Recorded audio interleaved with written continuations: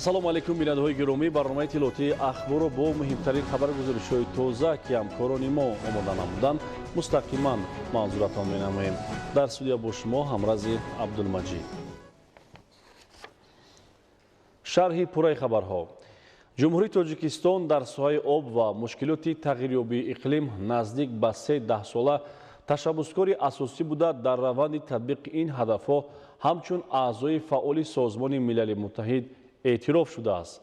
Дар баробари ташаббускорӣ дар масъалаи обу экология, ҷумҳурии Тоҷикистон чандин маротиба маркази баргузории чорабиниҳои сатҳи баланд доир ба об гардид, ки дар кори он масъалаҳои муҳими умумибашарӣ муҳокима шуданд.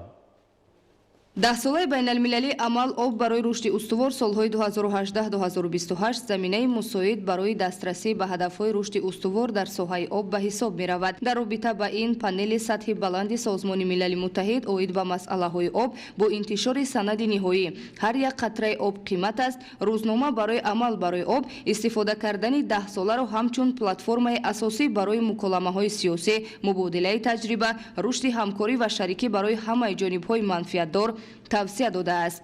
Яке аз имконияте ки даҳсолаи бо ташаббуси Тоҷикистон қабул гардида фароҳам меоварад, ин муҳайё намудани платформаи нав барои муколамаҳои сиёсӣ мебошад. даҳсолаи байналмилалии амал об барои рушди устувор ин як платформаи бузурге аст, ки тамоми ҷаҳониён ҳамаи он мушкилотҳое ки дар самти об равона шудааст метавонанд дар ин платформа ҳаллу фасл намоянд. Нарасидани оби тоза яке аз мушкилотҳои ҳазорсолаи нав мебошад, ки ҷомеаи ҷаҳонро ба ташвиш овардааст. қабули қадномаи махсуси Маҷмӯаи умумии Созмони Милали Муттаҳид роҷеъ ба ин масъалаи ҳаётан муҳим ғояи ташаббусҳои глобалии Тоҷикистонро мантиқан инкишоф дода, масъалаи расидан ба яке аз ҳадафҳои рушд, кам намудани теъдоди одамони аз истифодаи оби тоза маҳрум ва дар шароити бади санитарӣ маскун доштаро ба миён мегузорад. дар қадномаи Созмони Милали Муттаҳид оид ба эълони даҳсолаи байналмилалии амал об барои рушди устувор солҳои 2018-2028 омадааст, ки рушди шарикӣ ва ҳамкорӣ аз муҳимтарин омили ҳалли масъалаҳои марбут ба об, хусусан дар сатҳи фаромарзӣ ба ҳисоб меравад. мазмуни асосии рушди устувор ин рушди устувори биосфера ва таблиғи муносибатҳои инсон ва табиат, яъне истифодабарии захираҳои табиӣ бе расонидани таъсири манфӣ ба муҳити зист ё худ экология мебошад. даҳсолаи байналмилалии амал об барои рушди устувор солҳои 2018-2028 аз давлатҳои аъзои Созмони Милали Муттаҳид даъват менамояд, ки маблағгузориро аз буҷаҳои давлатӣ зиёд намуда барои ҷалби сармояи бештар ҷиҳати татбиқи барномаву лоиҳаҳои нав дар соҳаи об, инчунин гузаштан ба мудирияти ҳамгироёнаи захираҳои об талошҳоро дучанд намоянд. ба иттилоъ Созмони Милали Муттаҳид шумораи одамоне ки ба оби тозаи ошомиданӣ дастрасӣ надоранд беш аз 2 миллиардро ташкил медиҳад. Оишаи Саттор, Холмуҳаммади Давлат, Ахбор. дар заминаи ҳадафҳои рушд дар шаҳри Норак нақшаҳои мукаммали созандагии роҳандозӣ гардида, дар заминаи он бо бунёди коргоҳу марказҳои хизматрасонии маишӣ шароити мусоиди зист фароҳам оварда мешавад. гузориши ҳамкорони мо. дар шаҳри Норак нақшаи мукаммали чорабиниҳо таҳия шуда, аз рӯи он корҳои амалӣ ҷараён дорад. дар радифи саноатикунонии мамлакат ҳамчун ҳадафи чоруми миллӣ дар шаҳри Норак аз ҷониби саноатчиён ин соҳаи ҳаётан муҳим ба тадриҷ рушд намуда, ҳаҷми умумии истеҳсоли маҳсулоти саноатӣ зиёд ва ҳиссаи саноат дар боло рафтани иқтисодиёти шаҳр хело ҳам назаррас мебошад. бо мақсади таъмини ҳадафи чоруми мамлакат саноатикунонӣ бо сурати кишвар дар соли 2021 саноатчиёни шаҳри Норак ҳаҷми истеҳсоли маҳсулоти саноатиро ба маблағи 2,5 миллиард сомонӣ расонданд, ки нисбати ҳамин давраи соли гузашта 104% низ зиёд мебошад. ҳамзамон бо эълон доштани солҳои 2022-2026 ҳамчун солҳои рушди саноат дар шаҳр бунёди як қатор корхонаҳои саноатӣ ба нақша гирифта шуда, дар аксари онҳо корҳои заминагузорӣ ва васлу насби дастгоҳу таҷҳизот оғоз гардидааст. ҷиҳати эълон гардидани солҳои 2022-2026 солҳои рушди саноат дар шаҳри Норак 5 адад корхонаҳои истеҳсолӣ ба нақша гирифта шудааст аз ҷумла ба истифода додани корхонаи истеҳсоли қумушағал, истеҳсоли микросимент ва истеҳсоли маҳсулотҳои сохтумонӣ аз қабили шпаклёвка, родман ва мовадҳои ороишӣ. Айни замон раванди васбу насби таҷҳизотҳои зарурӣ низ ба суръат идома дорад. норак шаҳри нурофарон аст ва дар он нерӯгоҳҳои барқи обӣ бойғозӣ ва норак фаъолият дошта дар баланд гардидани иқтидори энергетикии кишвар саҳми босазо доранд. таъмиру таҷдид ва азнавсозии агрегатҳои нерӯгоҳи барқи обии норак рафта истодааст ки баъди анҷоми корҳои азнавсозӣ иқтидори энергетикии нерӯгоҳ зиёд мегардад. дар ҳар як сол ҳар як гидроагрегати нерӯгоҳ иваз карда мешавад.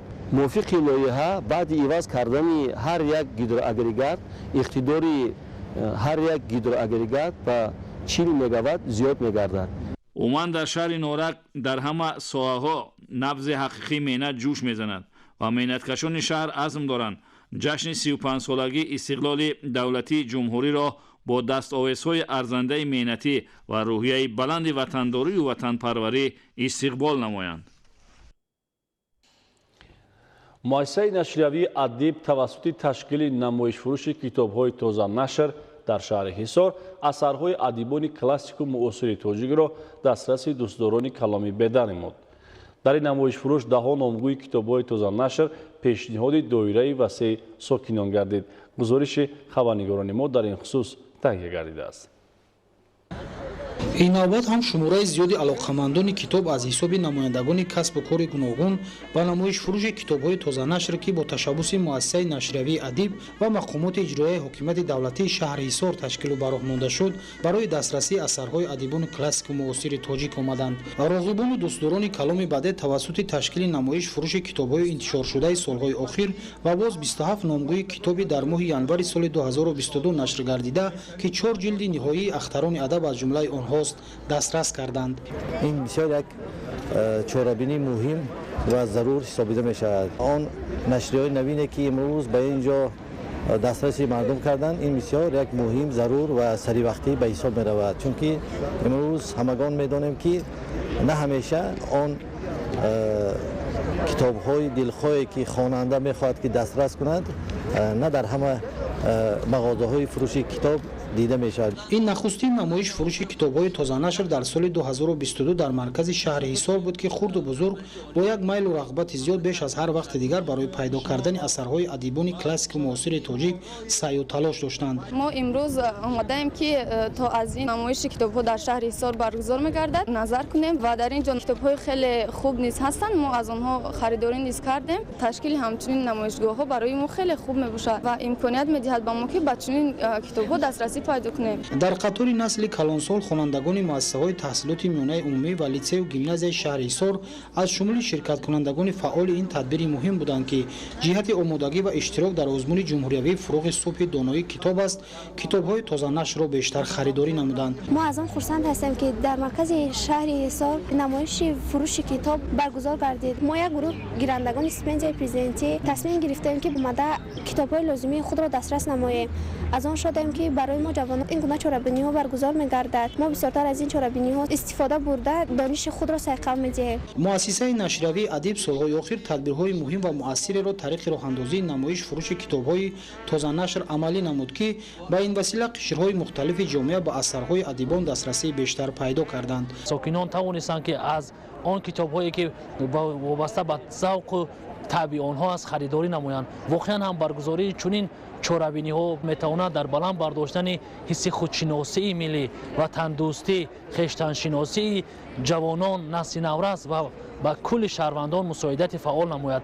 дар таърих мо хуб медонем ки гузаштагони мо ҳама дорои китоб буданд китобхон буданд ва бузургтарин ихтирои башарият ин китоб аст ва имрӯз хушбахтона аз шаҳри ҳисор он нафароне ки дар ин озмунҳои ҷумҳуриявӣ хоҳони иштирок карданро доранд ва қаблан иштирок намуда ҷойҳои якумро дуюм ва ифтихориро сазовор гаштанд китобҳои тозанашрро харидорӣ намуданд.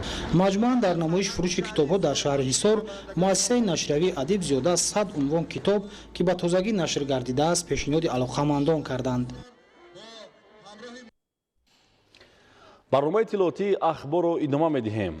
با فعالیت آغاز کردن مرکزهای خدمترسانی تکنیکی در ناحیه عبدالرحمن جامی و بخش ولایت ختلون جهت دسترسی به تکنیک‌های گوناگون کشاورزی و ماشین‌آلات و قسم‌های احتیاطی برای دهقانان مساعدت کرده زمینه اساسی جهت رشد استحصالات وطنی و در همین زمینه تامین آمدنی امنیت عضوقواری می‌گردد. گزارش عبدالرزاق عزیز. نقش تکنیک‌های کشاورزی در کمک‌رسانی به کار دهقان مخصوصاً تأمین امنیت عضوقواری مساعدت فعال می‌کند. مرکز خدمترسانی تکنیکی در ناحیه عبدالرحمن جامی با دستگیری کارخانه واحد دولتی جمهوری تاجیک اگرالیزینگ تأسیس یافته برای دهقانان و کشاورزان تکنیک‌های گوناگون صاحبی، قسم‌های احتیاطی و سایر تجهیزات و ماشین‌آلات را دسترسی دهقانان می‌گرداند. مرکز خدمترسانی تکنیکی ناحیه عبدالرحمن جامی در طول 7 سال فعالیت خود با زیاده از 75 خواجگی دهقانی شرطنامه اقتصادی بسته خواجگی دهقانی را با تکنیک‌های گوناگون طبقه تامین نمود و از آن جمله با 28 خواجگی دهقانی دیگر شرطنامه‌های دو طرفه بسته با آنها تجهیزات و آلات‌های حاضر زمان نیز تامین نمود. امروز در سرتاسر جمهوری 48 مرکز خدمترسانی تکنیکی فعالیت می‌کنند که 19 عدد آن به ولایت ختلون مربوط است. کارخانه واحد دولتی جمهوری تاجیک اگرالیزینگ برای وارد نمودن تکنیکا و تجهیزات کشاورزی شرطنامه‌ها را به امضا رسانیده عین زمان در اساس همکاری‌ها آنها را با قسم‌های احتیاطی و ماشین‌آلات کشاورزی تأمین می‌نمایند. در ناحیه به نام عبدالرحمن جامی از مرکز خدمترسانی تکنیکی خوب استفاده می‌کنند. منتداری تمام کشاورزان ناحیه عبدالرحمن جامی رو با کارخانه برابریت کارخانه واحد دولتی جمهوری شخصا برابر دولت که همین خیلی کارخانه رو تشکیل کردن، همین تکنیک‌های نو وارد کردن که امروزها تکنیک مددگار دهقان است. البته کار دهقان رو آسان کرده و در مهلت‌های کوتاه‌ترین ما میتونیم هر یک نمود کشتی زراعتی را چی در کشتی اساسی و تکراری گذرانده و بهر عملی گشتن دستور سپارش‌ها همه زمین‌ها رو 2-3 مرتبه استفاده بریم. چی در مسئله تخم پوشک باشد، چی در مسئله کش کردن کدام نمودی زراعت ها باشد، کدام نمودی تخم پوشک ها باشد یا آلات های ماشین آلات های کشاورزی باشد، کشاورزان ناحیه تنقیصی نکردن در صورت اگر از حساب کشاورزان پیدا نشد ما از اداره اگرالیزینگ جمهوری دسترس کرده میتوانیم. همیشه برای شدگاری زمین‌های کشت ادامه داشته آگاهان ساحه اگراری عامل شدگاری صفرناک را از استفاده تراکتورهای تسمه چرخ ارزیابی می‌کنند. با دستگیری کارخانه واحد دولتی جمهوری تاجیک اگرالیزینگ به خوجگی تخم پروری کلاب ناحیه بخش 4 عدد چنین تراکتورهای تسمه چرخ دسترس کرده شد که در انجام صفرناک شدگاری زمین‌ها مساعدتی بیشتر می‌کنند. مسئولین کارخانه واحد دولتی جمهوری تاجیک اگرالیزینگ در اساس دستور و هدایت‌های حکومت جمهوری تاجیکستان کشاورزان مملکت را طریق اجاره لیزینگی با تمام نمود تکنیک‌های کشاورزی تامین نموده اکنون تصمیم گرفتند که جهت بازم بلند برداشتن حاصلنوکی زراعت چنین تراکتورهای زمانوی تسمه چرخ را دسترسی آنها نمایند. شدگار قیده‌های کشت با استفاده از چنین تکنیک‌های کشاورزی کفالت تا 10 سانتی‌متر افزایش حاصلنوکی را دارد. این تکنیک‌ها قبلا زمین را نرم کرده بعدا امکانی تا 40 سانتی‌متر شدگار شدن زمین فراهم می‌آید. طوری مسئولین اظهار داشتند همین گونه تکنیک‌های کشاورزی در نزد مرکزهای خدمترسانی تکنیکی دیگر شهر و ناحیه‌های کوهستانی ولایت دسترس شدند. عبدالرزاق عزیز و ویدیوی کادر ولایت ختلون اخبار.